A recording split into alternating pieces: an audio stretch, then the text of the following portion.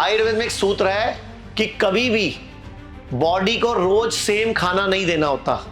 रोज कोई चीज रोज नहीं खानी होती, बॉडी सम हो जाती है, समत्व हो जाती है, मालूम है कि नहीं? तो फिर जब पेशेंट 25 साल से गोली खा रहा है, तुम्हें शर्म नहीं आती? उसकी बॉडी क्या हो चुकी होगी?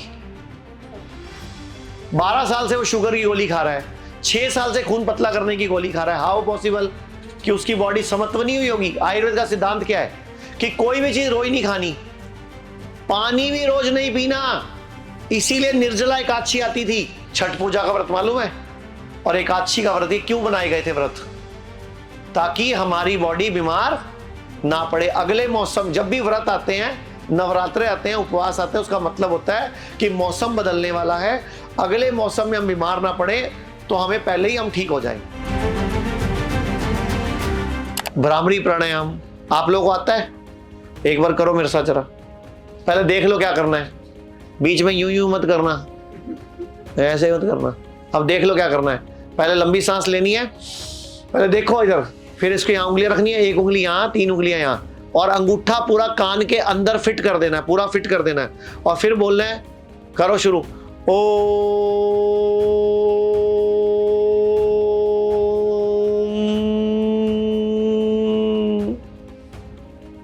पूरा जोर से बोला करो, पूरा जोर से बोलो, अंगूठा कान में ठूसो। मेरी आवाज क्यों आ रही है तुम्हें? नहीं, तुम डरते क्यों अंगूठा कान में डालने से? अंगूठा कान में डाल के हम अपने कानों को लॉक करते हैं ताकि मेरी आवाज ही मुझे सुने, ठीक है? अगर आप फल सब्जियां खूब सारी खा रहे हो, प्लेट 1 प्लेट 2 डाइट ले रहे हो, और आप ये करते हो, तो बेसिकली इसके पीछे साइंस क्या है? ऑक्सीजन का प्रोडक्शन बढ़ गया लंग्स में, लंग्स का एक्सपेंशन हो गया, प्लस नाइट्रिक ऑक्साइड का प्रोडक्शन भी बढ़ गया ना, क्योंकि आपने ऑलरेडी फ्रूट सैलेड ज्यादा खा रहे हो आजकल। आपको जब ये पेशेंट को हम कराते हैं, तो पेशेंट साथ में प्लेट 1 प्लेट 2 डाइट भी तो ले रहा होता ना। प्लेट 1 क्या है? 1998 की नोबेल प्राइज स्टडी क्या है? मैं आपको 4-5 नोबेल प्राइज स्टडी लिख रहा हूं, लिखवा रहा हूं जरा।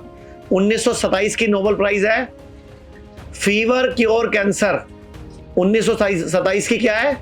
Fever cures cancer.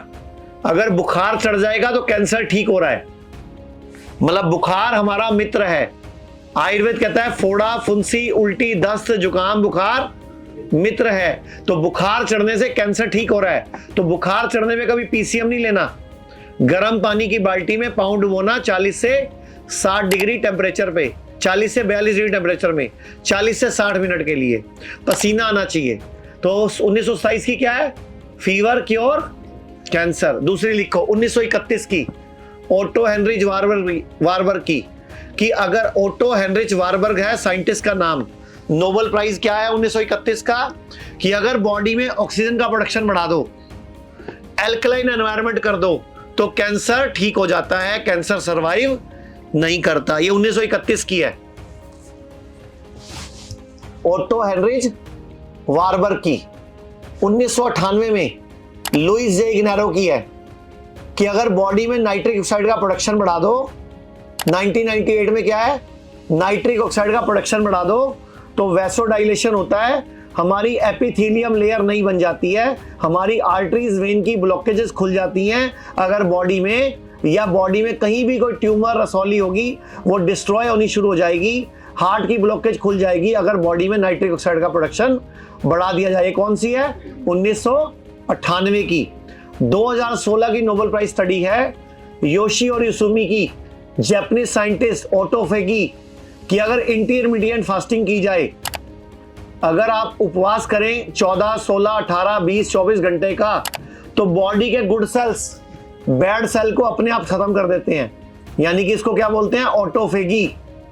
यानी कि एकादशी का व्रत रखते थे ना हमारे पूर्वज, व्रत, उपवास, यानी कि लंघन परम औषधम। किसने बोला? 2016 में जापानीज साइंटिस्ट ने।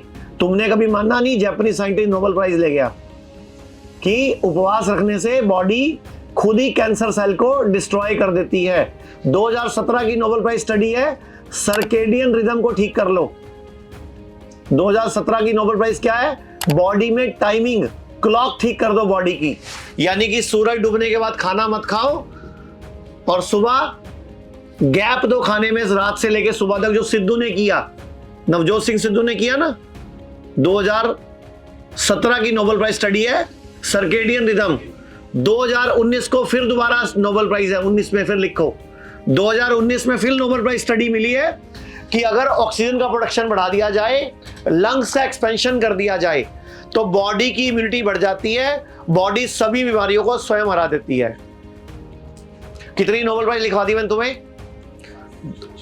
1927, 1931, 1998, 2016, 2017, 2019, कितनी हो गई?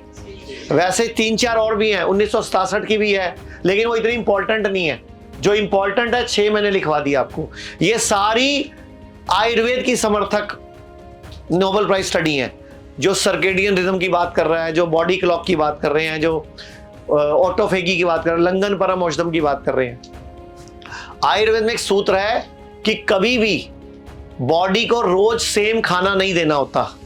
रोज कोई चीज रोज नहीं खानी होती, बॉडी सम हो जाती है, समत्व हो जाती है, मालूम है कि नहीं? तो फिर जब पेशेंट 25 साल से गोली खा रहा है, तुम्हें शर्म नहीं आती? उसकी बॉडी क्या हो चुकी होगी? 12 साल से वो शुगर की गोली खा रहा है, 6 साल से खून पतला करने की गोली खा रहा है, हाउ पॉसिबल कि उसकी बॉडी समत्व नहीं हुई होगी? आयुर्वेद का सिद्धांत क्या है कि कोई भी चीज रोज नहीं खानी, पानी भी रोज नहीं पीना। इसीलिए निर्जला एकादशी आती थी।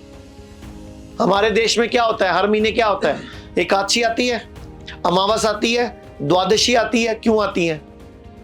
एकादशी का व्रत पूरी दुनिया में, एकादशी का व्रत और एक छठ पूजा का व्रत जो बिहार वाले रखते हैं 4 दिन का, पहले एक दिन पूरा दिन नहीं खाते, फिर अगले दिन आधा दिन खाते हैं, फिर तीसरे दिन कुछ अलग चीज खाते हैं, चौथे दिन व्रत रख के 5वें दिन खोलते हैं। छठ पूजा का व्रत मालूम है? और एकादशी का व्रत, ये क्यों बनाए गए थे व्रत? ताकि हमारी बॉडी बीमार ना पड़े। अगले मौसम जब भी व्रत आते हैं, नवरात्रे आते हैं, उपवास आते हैं, उसका मतलब होता है कि मौसम बदलने वाला है, अगले मौसम में हम बीमार ना पड़े, तो हमें पहले ही हम ठीक हो जाएं। लोग कहते हैं आयुर्वेद गंभीर बीमारियों का इलाज नहीं कर सकता, लेकिन अगर पूरे भारत में कोई गंभीर बीमारी से परेशान है तो आयुर्वेद को ट्राई करने तो आ सकते हो ना, पंचकर्मा करा सकते हो, नुकसान तो कुछ होगा नहीं, लेकिन बॉडी हील कर गई तो जिंदगी आपकी बन जाएगी। और सभी प्रकार के हेल्थ इंश्योरेंस हमारे 120 सेंटरों पर चलते हैं।